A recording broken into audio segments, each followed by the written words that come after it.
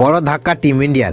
এই 4 ক্রিকেটার খেলবেন না, সুপারস্টারও বাদ। বন্ধুরা, আপনারা যদি দেখতে চান তাহলে ভিডিওটি শেষ অবধি দেখতে হবে। চ্যানেলটিকে সাবস্ক্রাইব করে একটা লাইক দিতে হবে এবং নোটিফিকেশন বেল আইকন দাবাতে হবে। নিউজিল্যান্ডের বিরুদ্ধে প্রথম ওয়ানডে ম্যাচ খেলতে নামার জন্য ভারতীয় ক্রিকেট দল এখন পুরোপুরি প্রস্তুত।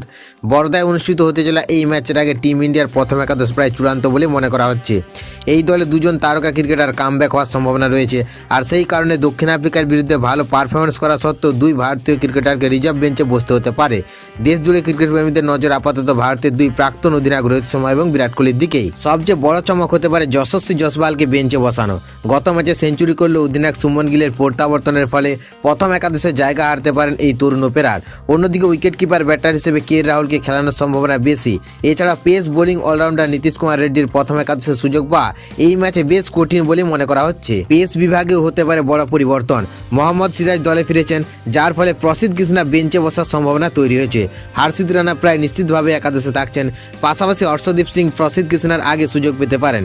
এই ম্যাচে 3 জন স্পিনার খেলানো হতে পারে বলে জল্পনা রয়েছে, কারণ হেড কোচ গৌতম গম্ভীর অলরাউন্ডারদের উপর বেশি ভরসা রাখছেন। এক নজরে দেখে নিন নিউজিল্যান্ডের বিরুদ্ধে ভারতের সম্ভাব্য একাদশ। রোহিত শর্মা, শুভমন গিল অধিনায়ক, বিরাট কোহলি, শ্রেয়াস আয়ার সহ অধিনায়ক, কে রাহুল উইকেট কিপার, ওয়াশিংটন সুন্দর, রবীন্দ্র জাদেজা, হর্ষিত রানা, কুলদীপ যাদব, মোহাম্মদ সিরাজ, হর্ষদীপ সিং।